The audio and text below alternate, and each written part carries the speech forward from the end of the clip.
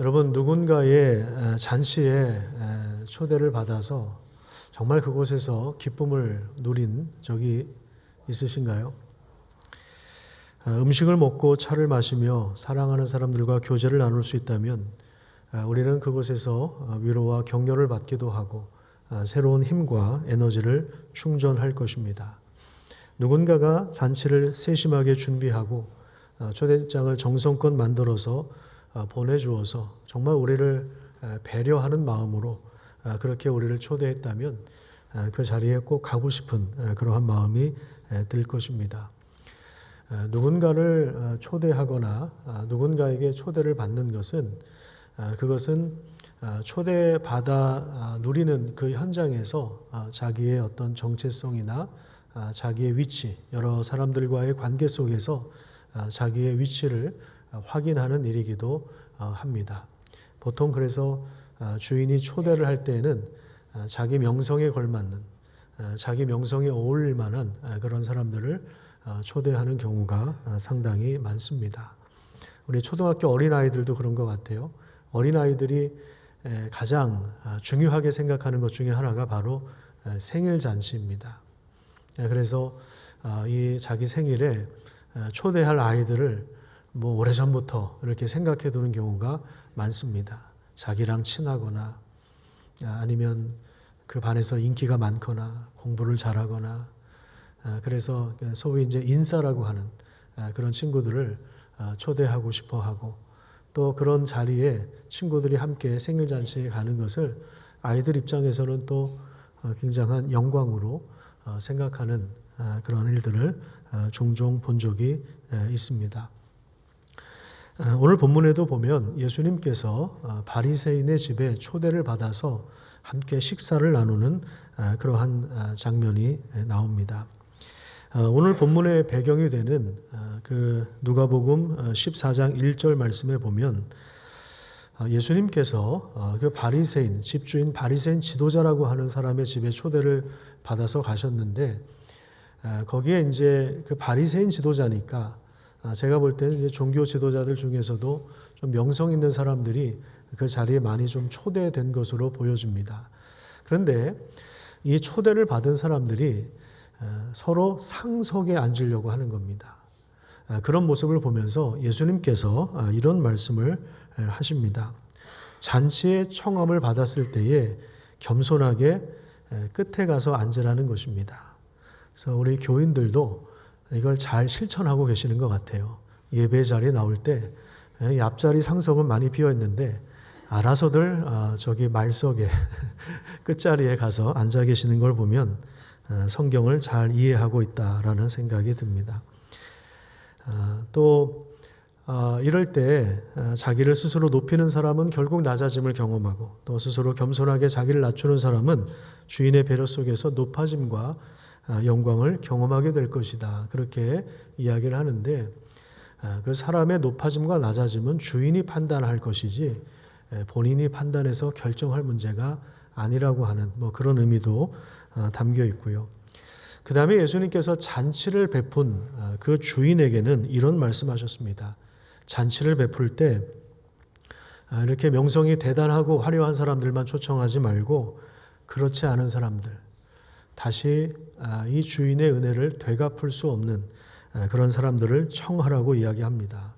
왜냐하면 그 사람이 다시 주인에게 갚을 것이 없다 보니까 하나님께서 오히려 갚아주실 것이다. 그래서 오히려 그 주인에게 복이 될 것이다. 이렇게 말씀을 하십니다. 사실 우리 모두는 사람들과의 관계 속에서 주고받는 거래가 익숙합니다. 그래서 우리가 관계를 맺을 때는 고르고 선택해서 내 인생을 좀 유익하게 하거나 내가 저 사람과 교제를 하면 내가 저 사람과 사귀면 내 인생이 좀 피겠다.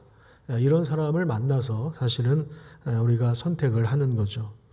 하지만 가난하거나 몸이 불편하거나 앞을 보지 못하거나 이런 사람들은 사회적인 약자입니다. 예수님께서 이런 사람들을 초청하라고 하셨는데요. 사실 이런 사람들은 자본주의 우리 경제 시스템 안에서는 성공할 가능성이 사실 거의 없는 그러한 입장에 있는 사람들이죠. 그래서 우리가 이들에게 도움을 베푼다고 하여도, 이들에게 호의를 베푼다 하여도, 도움을 준다 하여도 나중에 나에게 돌아올 현실적인 몫이 전혀 없는 사람들인데, 그런데 그럼에도 불구하고 그런 사람을 청하라고 말씀하고 있습니다. 예수님의 이런 이야기를 들으면서 옆에 있던 바리새인이 이렇게 말을 합니다. 무릇 하나님 나라에서 떡을 먹는 자는 복되다. 이런 이야기를 하는데요. 지금 이 말은 조금 비아냥거리는 말투입니다.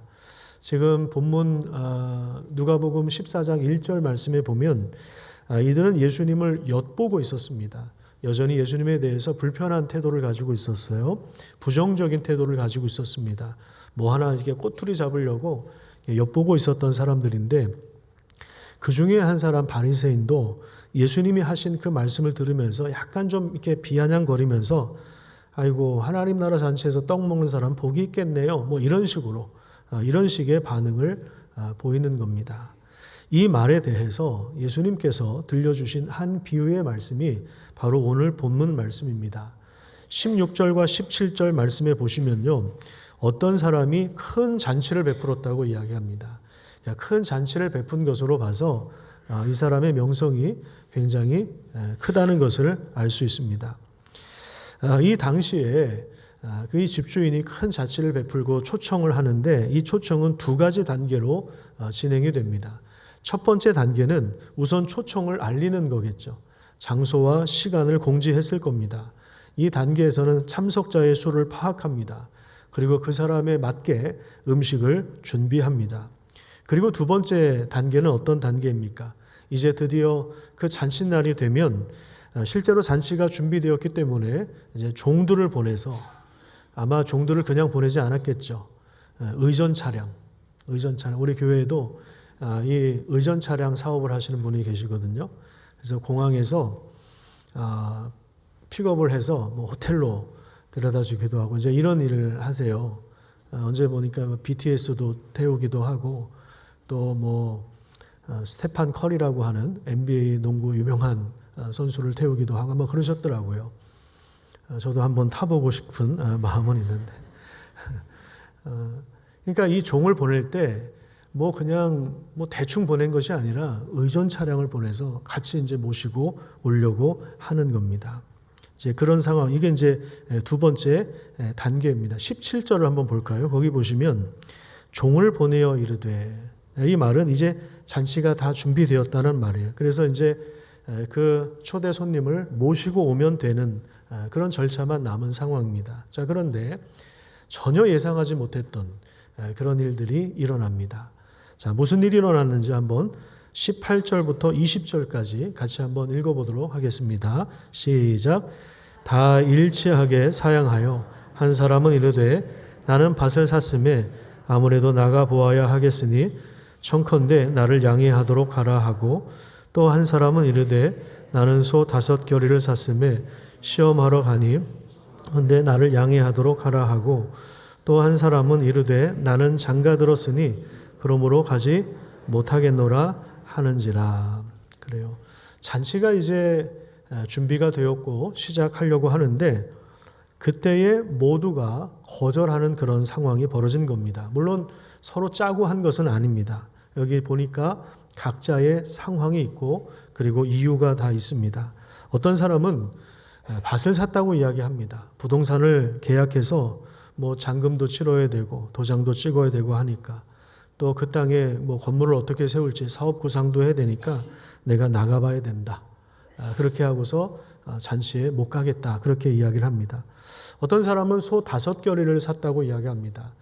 5겨리라고 하는 건 이제 소 2마리에 한 겨리라고 합니다. 그러니까 이제 소 10마리를 샀다는 이야기인데, 당시 어떤 학자가 그런 얘기를 해요. 소 10마리로 일구어낼 수 있는 땅이 대략 한 10만 평 정도 된다. 그렇게 이야기를 합니다. 그러니까 상당히 넓은 땅을 소유한 사람일 가능성이 상당히 많습니다. 그러니까 앞에 첫 번째 사람도 그렇고 이 두 번째 사람도 그렇고 굉장히 부자였다는 것을 우리가 보게 됩니다. 그 다음에 마지막 세 번째 사람은 결혼했기 때문에 내가 아내의 눈치를 봐야 해서 이 잔치에 참여할 수 없다. 그렇게 이야기를 합니다.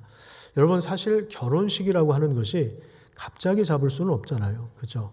갑자기 뭐 이틀 만에 결혼식 잡아서 할 수는 없죠. 부동산 계약도 그렇고 소 10마리를 구입하는 것도 마찬가지고 이게 뭐 언제든지 편의점에서 라면 사 먹는 것처럼 간단한 일은 아니지 않습니까? 결혼이나 사업이나 부동산 계약 이것은 우리 인생에 있어서 사실 굉장히 중요한 일입니다. 그래서 갑자기 이렇게 할 수 있는 일이 아니에요. 분명히 이 사람들이 주인의 초대장을 먼저 받았고 그 날짜를 분명히 알고 있었고 거기에 간다고 대답을 했던 사람들이기 때문에 이 중요한 일을 갑자기 들이밀면서 이 주인의 초대를 거절한 것은 주인의 성의와 진심을 완전히 짓밟고 무시한 행동이라고 볼 수 있습니다. 사실 주인은 잔치에 올 사람 한 사람을 떠올리면서 거기에 맞게 음식을 준비했을 것입니다. 그리고 존경의 표시로 종들을 보내서 의전 차량과 함께 모시러 간 상황인데 다 약속을 깨뜨리고 거절한 겁니다. 그래서 주인의 반응이 아이고 뭐 살다 보면 그럴 수도 있지. 이런 것이 아니라 분노했다고 이야기합니다. 분노했어요. 분노는 어디서 나오냐면 수치심에서 나오는 겁니다. 주인이 그동안 잔치에 쏟았던 시간과 열정과 배려가 클수록 아마 수치심도 컸을 겁니다.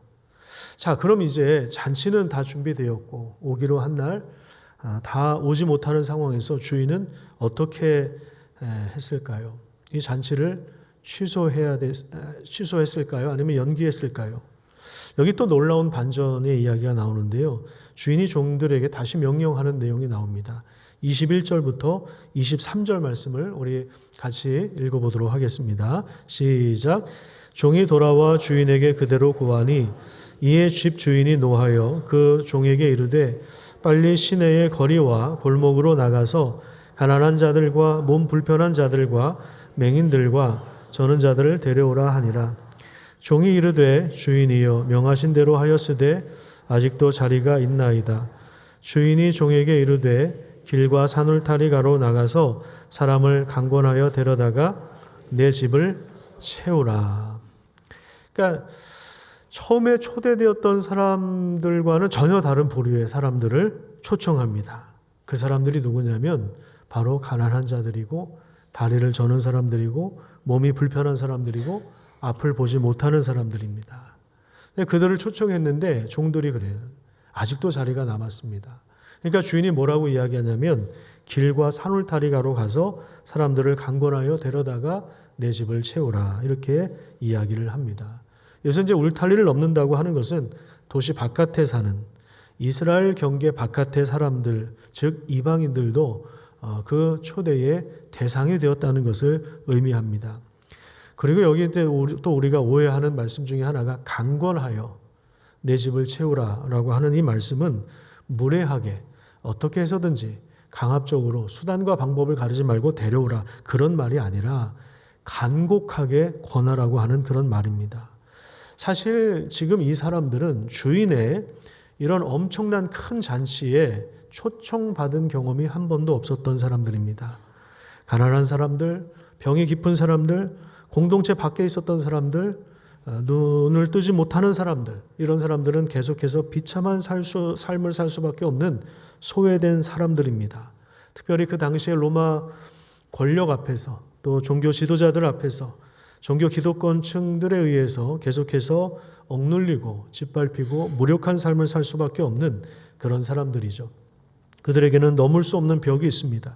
사회와 종교의 장벽 저편에서 울타리 바깥에서 소외된 곳에서 살던 사람들입니다. 빈곤하고 비참한 삶을 살던 사람들입니다.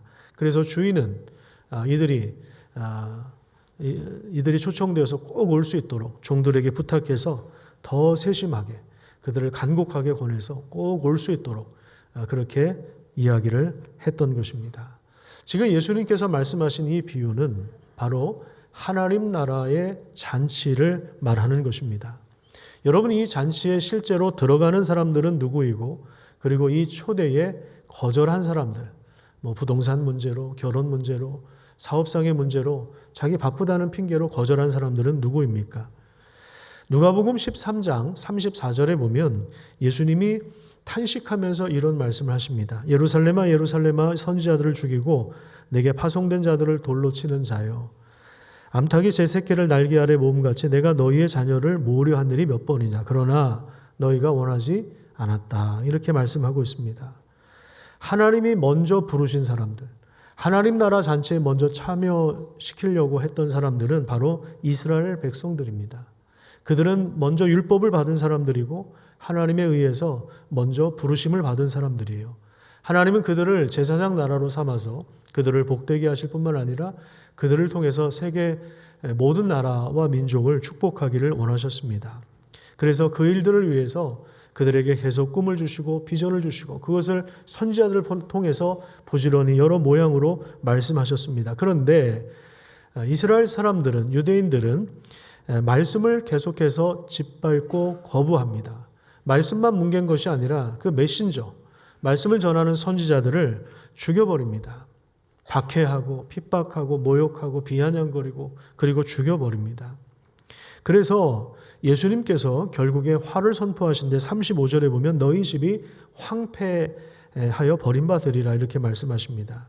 하나님 나라의 초청을 거부한 사람들과 나라는 결국에 버림받을 수밖에 없다는 것입니다. 자, 그러면 하나님 나라 잔치에 누가 지금 들어갑니까? 여러분, 하나님 나라 잔치에 초대를 받아서 그 은혜를 누린다라고 하는 것은 단순히 초대장만 가지고 있다고 되는 것이 아닙니다. 지금 주인의 초청을 거부한 사람들은 결혼이나 사업이나 부동산의 문제나 사실 이 세상에서 가장 중요하다고 여기는 일정 때문에 그 나라의 초대를 거부한 사람들이죠. 사실 이들은 보이지 않는 하나님 나라가 얼마나 영광스러운지 잘 모르기 때문에 자기들의 그 세상의 일이 훨씬 더 우선시 했던 것입니다. 그들은 하나님 나라 복음의 영광보다 자기들의 재산과 이득과 현세의 필요를 더 우선시했습니다. 그러니까 보이지 않는 하나님 나라 영광에 주목한 것이 아니라 눈에 보이는 세상의 영광을 주목하게 된 거죠. 예수님은 이렇게 말씀하셨습니다. 누가복음 13장 24절에 보면 좁은 문으로 들어가기를 힘쓰라. 우리 한번 따라서 볼까요? 좁은 문으로 들어가기를 힘쓰라. 이건 무슨 얘기냐면 하나님 나라로 들어가는 문이 상당히 좁다는 이야기입니다. 그래서 우리의 재산과 권세와 명예와 어떤 인기와 그런 우리의 어떤 세상적인 눈에 보이는 그 짐을 다 짊어지고 들어갈 수가 없습니다. 좁은 문이기 때문에 그렇습니다. 다 내려놓아야 하는 것입니다. 우리가 그 하나님 나라에 들어갈 수 있는 유일한 자격은 우리의 열심과 노력에서 나오는 것이 아니라 바로 예수님의 보혈의 공로에서 나오는 것입니다. 이 일을 위하여 예수님이 오셨고 예루살렘을 향하여 지금 걸어가고 계시는 것입니다. 우리를 대신하여 모욕과 수치를 당하시고 십자가에서 하나님의 심판을 담당하시고 죽으셔서 우리의 죄를 용서하실 뿐만 아니라 부활하셔서 우리를 의롭다 여기시고 그래서 예수 그리스도를 통해서 우리는 하나님 나라의 잔치에 들어갈 수 있는 귀한 은혜를 얻게 된 것입니다. 원래 우리는 자격이 없는 사람들이에요. 몸이 불편한 사람들이었고 병들었던 사람들이고 앞을 보지 못했던 사람들이고 가난한 사람들이었고 소외된 사람들이었고 울타리 바깥에 있었던 이방인들이었습니다. 그런데 은혜로운 잔치의 주인은 자기가 자신이 초대한 그 사람들이 뭔가 갚을 것을 계산하지 않으므로 전적인 주권과 그 은혜를 베풀어서 주인의 그 환대와 그 사랑을 통해서 새로운 공동체를 열어주신 것입니다. 그 잔치에 부자들과 권력자들이 못 들어오게 되는 이런 일들이 실제로 일어난 것입니다. 그렇다고 해서 부자들은 또 권력자들은 하나님 나라에 들어가지 못한다 그런 이야기는 아닙니다. 하나님 나라는 부자들도 들어갈 수 있고 권력자들도 들어갈 수 있지만 그 사람들만 들어가는 것이 아니라 가난한 자들도 소외된 자들도 들어갈 수 있는데 신분과 명성에 상관없이 주인의 은혜로운 호의를 받아들이는 사람들 모두에게 열려있는 것이 바로 하나님 나라의 문이라고 하는 사실을 우리는 기억해야 합니다. 하지만 그 어떤 것으로도 이 하나님 나라의 가치보다 세상의 것을 우선시 여기는 사람들은 이 가치에 주목을 하지 못하기 때문에 초대장을 받아들어도 거기에 들어가지 못하는 현상들이 일어나는 것이죠. 은혜로운 주인은 잔치를 취소하지 않습니다. 그 사랑과 환대의 자리를 결코 포기하지 않습니다. 여러분, 근데 이 잔치는 언제부터 준비된지 아십니까? 에베소서 1장 3절을 한번 보겠습니다. 성경을 가지고 있는 분들은 한번 찾아보십시오. 310페이지에 있습니다. 에베소서 1장 3절과 4절 말씀. 성경이 없는 분들은 제가 말씀을 읽어드릴 테니까 잘 들으시기를 바랍니다. 에베소서 1장 3절과 4절에 이런 말씀이 나옵니다. 찬송하리로다 하나님 곧 우리 주 예수 그리스도의 아버지께서 그리스도 안에서 하늘에 속한 모든 신령한 복을 우리에게 주신다고 말씀하셨는데, 그 신령한 복이 무엇인가 하면 창세 전에, 언제요? 창세 전에 그리스도 안에서 우리를 어떻게 하셨다고 이야기합니까? 우리를 택하셨습니다. 그러니까 창세 전에 이미 우리를 불러주신 것입니다. 이 하나님의 사랑, 그 잔치를 베풀어서 원래는 자격이 없었지만 그 잔치에 들어가게 하시는 그 하나님의 은혜, 그리스도 안에서 우리를 택하신 그 은혜가 이미 창세 전부터 준비되고 시작되었다는 사실을 여러분 기억하시기를 바랍니다. 좀 놀랍지 않습니까? 이 잔치가 얼마나 대단하길래, 이 잔치가 얼마나 영광스럽길래 창세 전부터 이게 준비하셨다는 게, 여러분 이게 대단하지 않습니까? 여러분, 첫 번째 부류의 사람들이 거절하니까 그냥 두 번째, 세 번째 옵션으로 가난한 자들과 이방인들을 초대하신 것이 아닙니다. 원래 하나님의 계획 안에 이런 사람들이 포함되어 있었던 것입니다. 특별히 누가복음에서는 이방인들이나 여성들이나 가난한 자들이나 소외된 자들이 이 잔치에 들어가면서 은혜를 받을 것을 보여주고 있어요. 특별히 이제 마태복음 같은 경우는 유대인들을 대상으로 쓴 복음서이고, 누가복음은 이방인들과 여성들과 소외된 사람들을 타겟으로 쓴 책이라는 사실을 우리는 봐야 합니다. 누가복음 13장 19절 말씀에 보면 하나님 나라가 무엇과 같을까 비유의 말씀이 나오는데, 겨자씨와 같고 누룩과 같다, 그렇게 이야기합니다. 여러분, 겨자씨와 누룩은 특징이 있습니다. 공통된 특징이 있어요. 그게 뭔지 아십니까? 아주 작다는 거예요. 그리고 거의 보이지 않는다는 겁니다. 그런데 또 다른 특성이 하나 있습니다. 점차 확장되어서 또 퍼져나가서 은밀하지만, 보이지 않지만 퍼져나가서 광범위한 영향력을 끼치게 된다는 것입니다. 이 사실에 우리가 눈을 뜨는 것, 이것은 믿음으로 가능한 것입니다. 믿음으로 이 하나님 나라의 영광을 받아들일 수가 있는 것입니다. 우리는 이 하나님 나라에 감추어진 영광을 지금 다 알 수 없습니다. 장차 하나님께서 베푸실 그 영광이 얼마나 대단한지 우리가 알지 못하니까 이 세상의 것이 훨씬 더 커 보이는지도 모르겠습니다. 여러분 꼭 기억하십시오. 하나님은 전 우주적인 잔치를 준비하고 계십니다. 그래서 지금도 우리에게 초대장을 보내고 계시는 것입니다. 여러분, 예수님께서 이 땅에 오셔서 제일 먼저 일으킨 기적이 뭔지 아시죠? 물로 포도주를 만드신 것입니다. 포도주는 기쁨을 상징하거든요.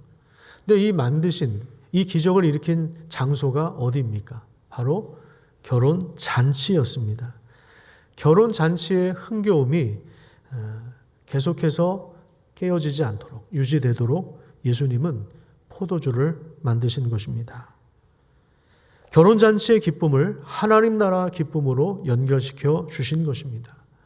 이 누가복음에서도 예수님이 식사 자리를 많이 가지셨습니다.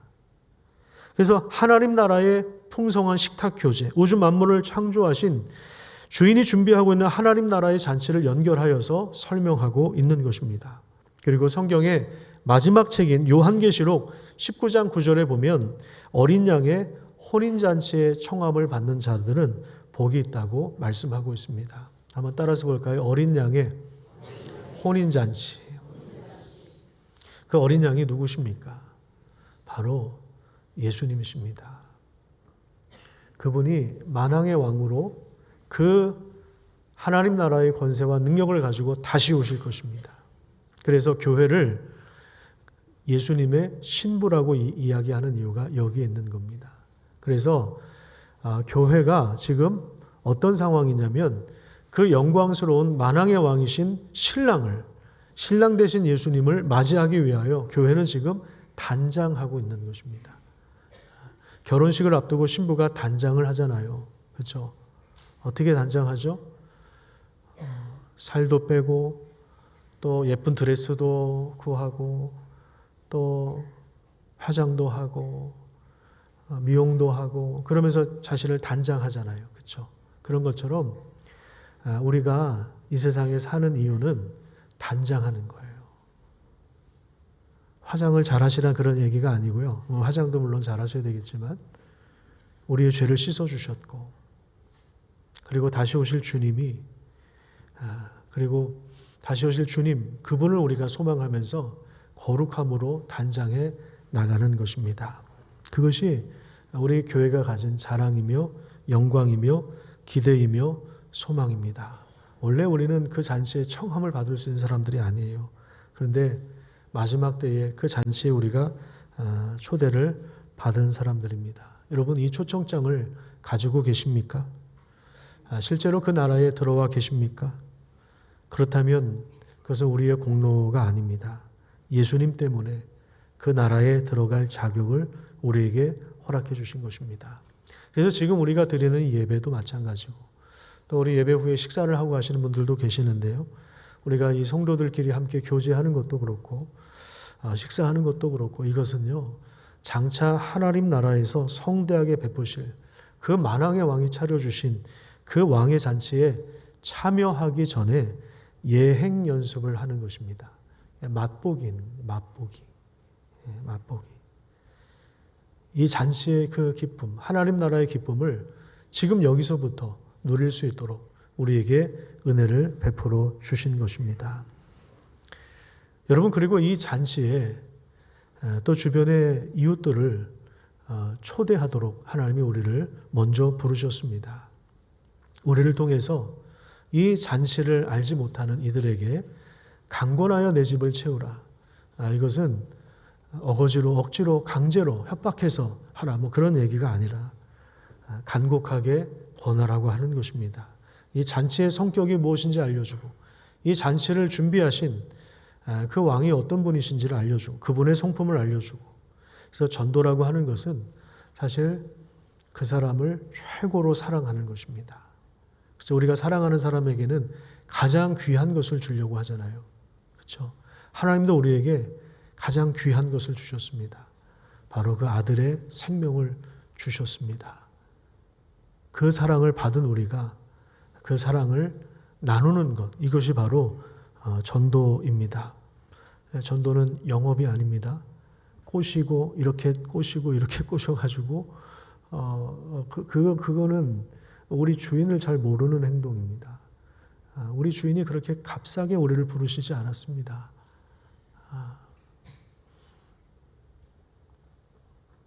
지난 그 금요일 날 양재훈 목사님이 오산에서 포도나무를 개척하고 6년 동안 목회를 하고 있는데 이분도 눈이 한쪽이 안 보이는 분이에요. 이건 뭐 날 때부터 그 목사님의 부모님 다 양쪽 눈이 안 보이시는 분이시고 본인도 그런 장애를 가지고 태어났고 그 딸이 27살인데 내년에 결혼한다고 그래요.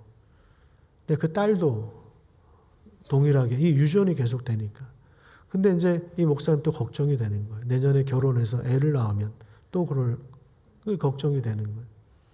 애가 셋인데 첫째하고 셋째가 그렇게 한눈으로 살았고, 근데 저랑 이제 동기거든요.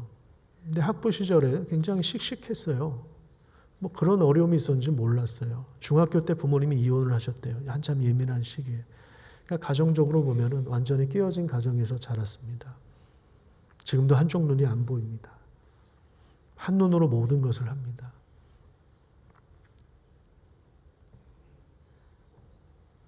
그런데 개척을 하고 얼마 안 지나서 이제 그 상가에 이제 예배당이 있고 그 앞에 이제 그 주변에 한 4교회가 연합해서 전도를 하더래요. 뭐 부스를 만들어 놓고 아마 교회 뭐 전도라기보다는 교회 알리는 홍보죠. 사실 4교회가 모여서 하는데 이제 그 뭐 다른 교회 교인들이 와서 전도하니까 목사 입장에서 감사하잖아요.